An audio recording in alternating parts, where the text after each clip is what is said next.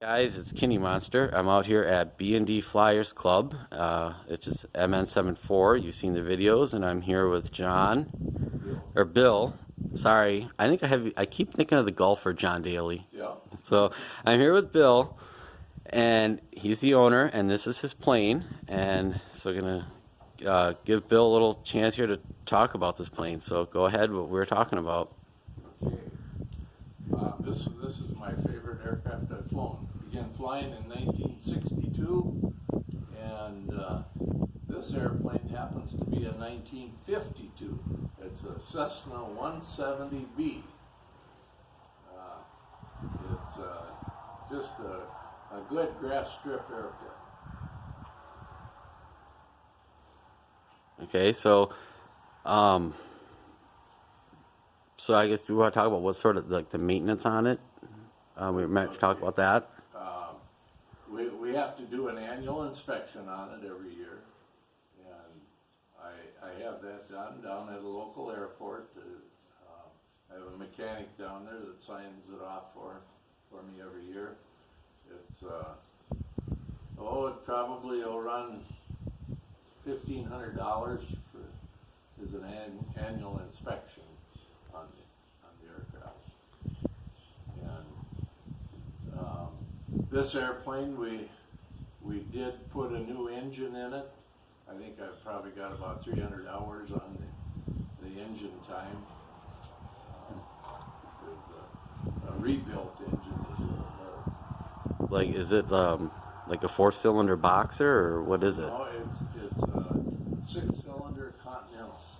Straight six? Opposing six, yeah. Oh, it's like a boxer six, kind of, right? Yeah. Like 3 and 3? Yeah, Yeah. Okay. yeah. Yeah. It's like a boxer. Wow. Okay, and it produces it's supposed to be 145 horsepower, and it'll burn about 8 gallons per hour of gas. Okay. We did have the engines, the ported. They kind of polished the ports, and it's supposed to be giving it a little bit more horsepower. Okay. Like, what's your top speed with it? We'll cruise about 110 miles per hour. 110? Yeah. What's the highest you've flown her? Oh, I've had it up to I might add up 11,000 feet.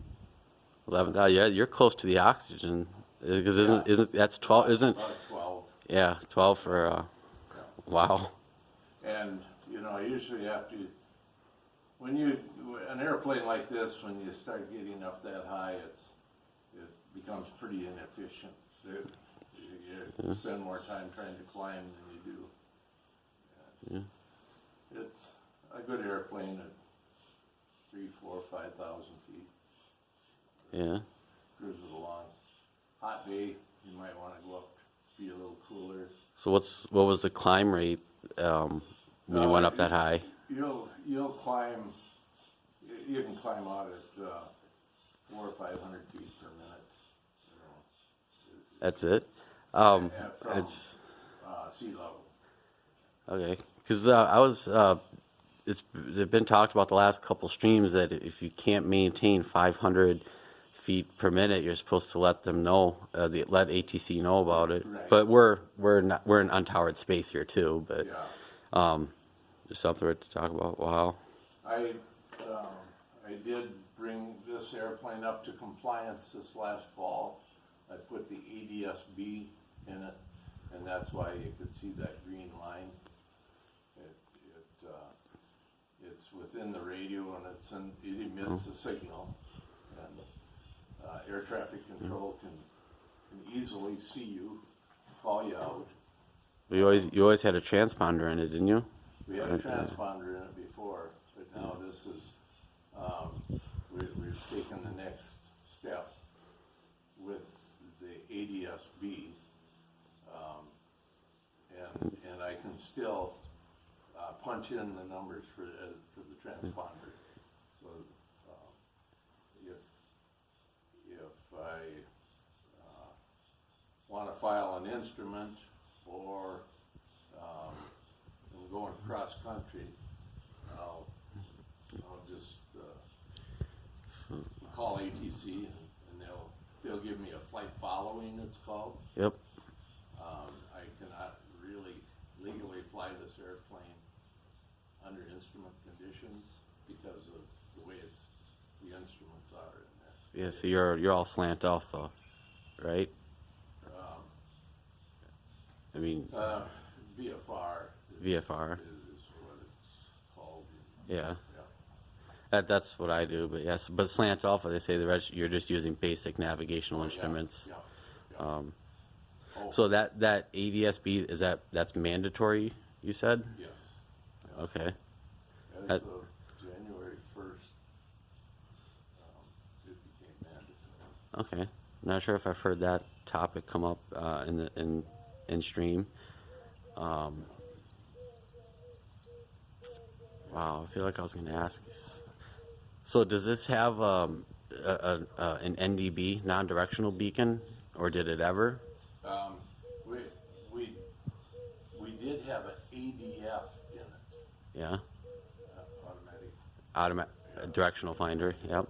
Yeah. And I took that out when I went into the GPS. The GPS is so much more reliable, and you can. I mean, it'll go worldwide.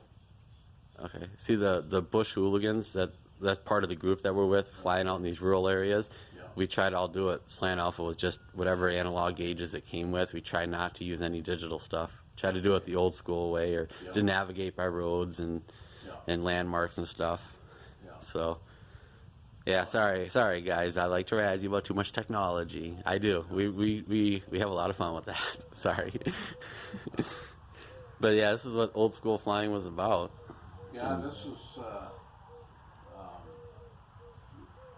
when it was built. Well, you could imagine there was no interstates, and to get in this thing, say you wanted to go down to Omaha, that was a fast trip. Yeah. Than, the way the crow flies. And, so I've been. Well, I had this thing up to Lake of the Woods last summer. You flew all the way up there from here? Yeah. Non-stop? Yep. Yeah. So that would take you... That'd be a couple hour. I think we're 3 hours and... Figured. Yeah, I was thinking something like 3 hours. Yeah. Lake of the Woods is the tip of northern Minnesota, for those of you who may not be aware of that. I just had another question on my mind.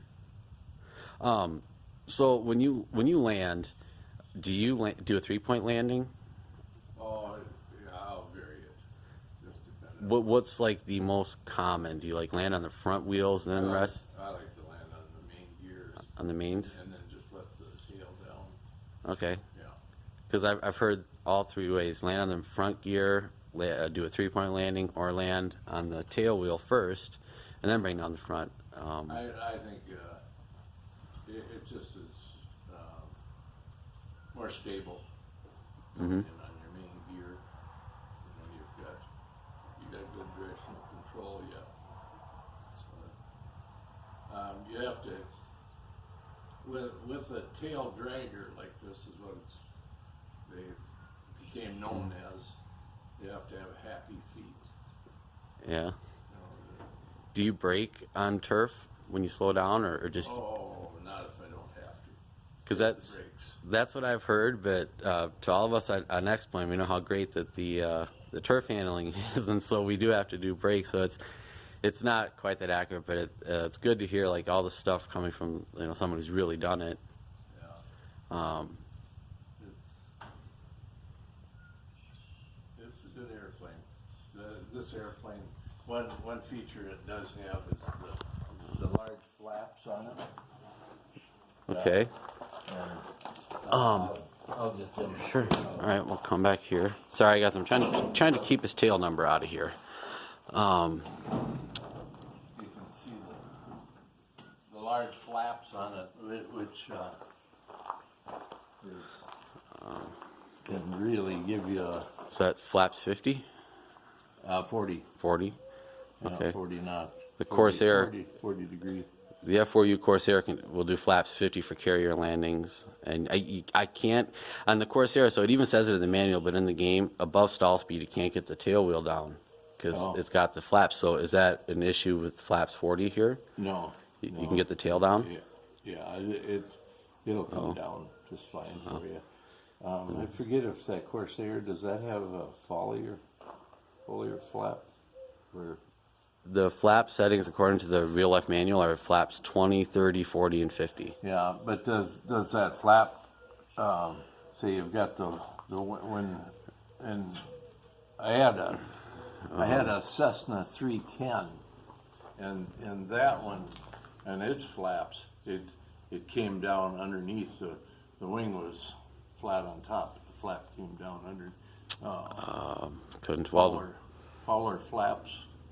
I don't know what that is. Well, the Corsair would be a different game than this because this is a high-mounted wing and the Corsair was low-mounted. Yeah, it was low-mounted. Do you mind if I just take a peek on the inside? No, go ahead. Okay, here we go, guys. We're going to see old-school stuff here. We're not spoiled. Wow. Yeah, So we got the yokes. This isn't like the ones that I use in the game. Wow, so here's the back seat. So have you ever had 4 passengers in here? Oh, yeah. What would be your maximum weight, passenger weight?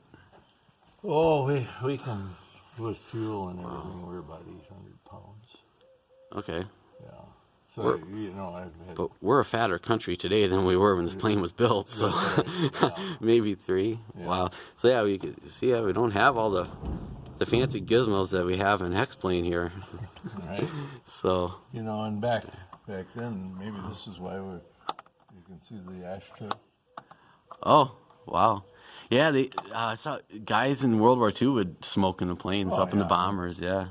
Yeah, they had the cigarette lighter. These were options back in the time. I'm a smoker, so I would love that, but wow.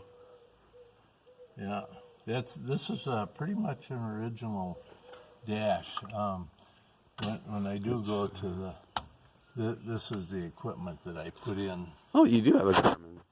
Is that a 430? 375. 370. I see the other guys. I don't use the Garmin. There's one in the Corsair that's a 430, but it makes it lag, and it's just too many buttons for me to push. Yeah. I know.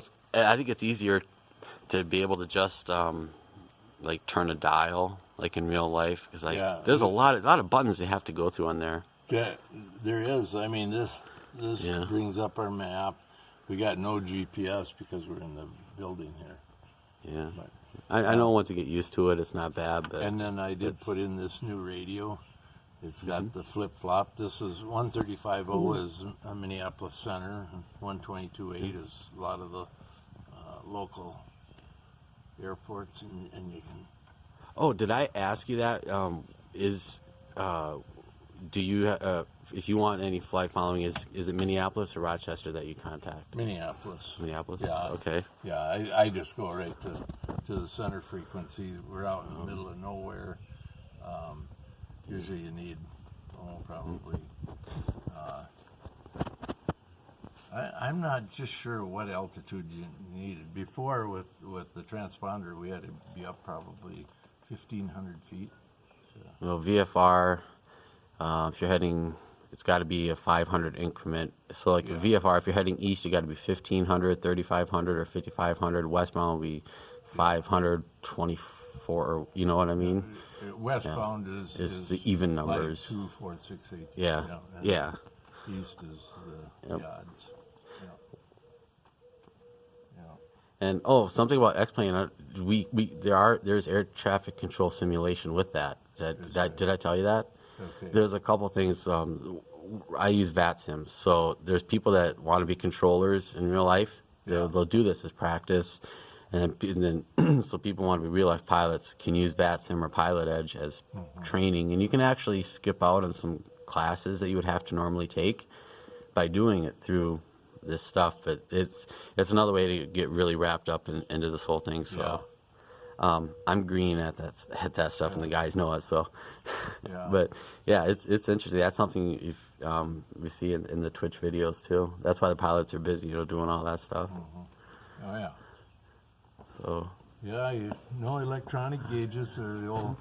But is this the original interior? No, it is not. I say it looks pretty nice. It's pretty good. We've got some diaper pins holding that the old zipper kind of. Better than the interior of a lot of cars. Yeah. And, I mean, you keep her in pretty nice shape. It's kind of a little dirty in here right now. And I bet there's a lot of people watching this right now thinking, that is cleaner than my car. So.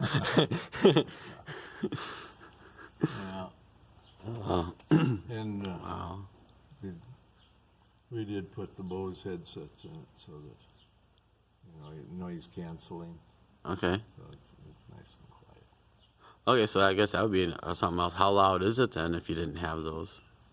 Oh, you can deal with it. Just earplugs? No. You don't even wear those? Oops. Yeah, back in the day, I didn't even have headsets. There's a speaker up in the. Oh, really? And that's what you. So what'd you talk into then? You had your regular microphone. We've got that. There's like a CB radio. Okay. Yeah, the mic, but this is. Yeah. Yeah. In fact, I don't even know if this works. I really should test it just so I do have a backup. Yeah. But nowadays, with the cell phone, I mean, you've got all the backup you need. Oh yeah. Yeah. In most absolutely. cases, you can text. But see, I'm trying to go the opposite direction. Mm-hmm. Like that's what the hooligans do. We want to go back to that time when it wasn't so simple. Right. Like I want the ADF and the NDB for navigation, but like you really got to search to find planes for that. And that the reason I took it out, I had my NDB over here, and it wasn't real reliable. No, but it was better than nothing. Better than nothing. Yeah. And to build those back in the day, you had so much weight, and so you had to sacrifice weight.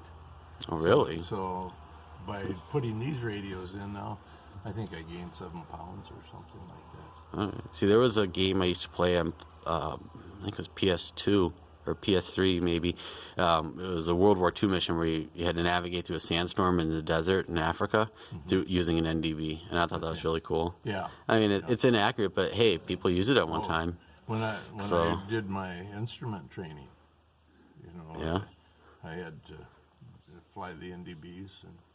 And now I think all those most of like 90% of those towers are being torn down. Yeah.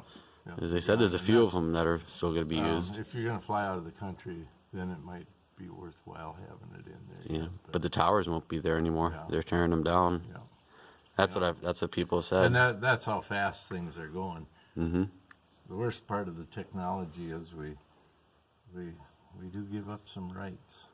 Yeah. Sometimes I don't know if you want somebody following every little move you make. Yeah, we were talking about that, how much is Google getting off of this video right here. So it's definitely it's on everyone's mind. Yeah. So can I ask you a question? I don't know if it may be here if you want to ask on the runway. Like, have you ever had to do an emergency landing? Not really. No. Like, no issues, no engine issues? No. Okay. Engine. No. All right. Well, that's good then. In all these years, you've never had problems. I've had some incidents that, on the twin, I had a Cessna 310 twin engine, and we were up in Winnipeg, and we couldn't get a gear light, and so we flew out. The engines and everything was running, flying. It was flying good. We just couldn't be sure that our gear was down. And we went out and went through all our emergency procedures, turned around and came back in, asked the tower if the gear looked down, yes. And we landed it then. And okay. everything was okay. So did you just declare a pan, or Pardon? did you just declare a pan, or No, not even that? No, just communicating with Okay. the tower. Yeah, I mean, we didn't declare an emergency. Okay. Yeah. I think by now, like that's almost like mandatory now. I would think. Yeah, So not necessarily. Or- If you've got good communication and you know Really? that you got things under control and you're not in a really a congested traffic situation, that would be okay. if you're making it difficult for lots of other aircraft converging, then declare your emergency and let the controllers sort things out and get you where you need to be. And they really it's been a good system, the way the controllers and everybody handles things. It's just good communications. Yeah, watch videos of emergencies on YouTube, and it's all about remaining calm and not losing your cool, and that's where in real life I'm not good with emergencies. So when there's those clips of something happened to the pilot and the passenger landed, I would not be that guy. Yeah. I mean, you're a farmer, and as a farmer, we're dealing with emergencies every minute. well, I was the one to freak out though. I had to help a neighbor. A tree fell on his arm. I had to cut him out. I freaked out. Dad fell through the ice with a four-wheeler. I freaked out. I'm just not good with emergencies like that. I don't know. Yeah. I found that one out the hard way. Yeah. Well, that's good for a person to know, and it's good not to be overconfident either. Oh yeah, that'll get you in bigger trouble than. Bringing it up. Okay, I mentioned one of the streamers. I'm not going to say their name, but there's this one person in our group. Twice now has simulated an emergency with engine failure, and thought they were good enough to be able to make it back around to the airport. And I don't know if they were like 5,000 feet or so up in the air. I forgot how much. But I was writing in chat. It's like, no, there's a long straight road right in front of you. Take the road. And the streamer, who again shall remain nameless, but if you're watching, you know who you are. You crashed trying to circle around and stalled, trying to make that airport because they thought they were that damn good. But no, it's like, right? So in a situation like that, would you kind of clear that debate up? Would you circle around to try to make the runway, or would you just land on any road you could find? Well, I'd take a look at what my altitudes are, what winds are, you've got all these things going through your mind. Bing, bing. I know, bing, yeah. bing. It's like Sully had to make that decision. Yeah. So that all leads to it. I would not hesitate to take a road if necessary. Okay. My old man told me a story when he was a kid. By good thunder, a guy in the wintertime landed his plane on County Road 10 by the house, and the guy spent the night there. But I don't know. See, yeah, I know how much distance to coast, but yeah, like if you're facing a strong headwind and say you're 5,000 feet up in the air and you're 10 miles away from the airport, would you take the road, or you think you can make it? I think if I could see the good glide, I'd go to the airport. Even with the headwind, you think you can make it? As long as I was comfortable Okay. in the idea that I was going to glide to right. that length without any other extenuating circumstances, Okay. If you're dealing with fire, get to the road. See, my instinct, and I have no formal training whatsoever in aviation, but my first instinct would be to take the road, because we're out in the middle of nowhere. It's like, man, I told you how Dewey, he would land this plane, on the county road. It's like, I'd feel safer doing that because you got all the room in the world then. Yeah. Well, but that's me. One thing about the roads, you got the wires. Yeah. You got signs along the roads. Mm-hmm. You be navigating them. Well, what's the wingspan of this? Is it about 30, 35 feet? I think it's 37, 36. That much? Wow. Yeah. I think the Corsair is like 40 feet. Yeah. Yeah. There they give up power. They trade power for the wing. Yeah. That's. Well, I mean, that's one of the things that when we play the sim, everyone's got their own approach to it. You know, are you risky? Do you want to be safe? Do you treat it as real or as a game? Because in a certain real life situation, you would do it in a certain way. And if you know that it's just a game, well, you're gonna take risks that you would normally take in real life. So it's good to hear this stuff like from a real pilot. Like, okay, what would you do? And that's why when we get people in the group that are real pilots, they become very popular because everyone wants to pick their brain. Well, So I tell you, I don't know when you really do become a real pilot. What the designation of a real pilot is. a good pilot is always learning, right? You're always learning. Yeah. It just never quits. Yeah. Well, if you want to take a drive out to the... Yeah, we're gonna go out to the turf runway, and sorry if I'm forgetting anything that I didn't write any questions down, but I hope we covered everything that we want to talk about, and just get you guys a good look at this plane and talk with the guy who's been around for a while. He's done it, and you said you were just up flying the other day, right? Last night. Last night you took it out. Yeah. Okay. So 1952. So this thing's 50. It's almost 70 years old. 68 years old. Yeah. Wow. And she's still going. And going strong. There you go. It's a good, solid airplane.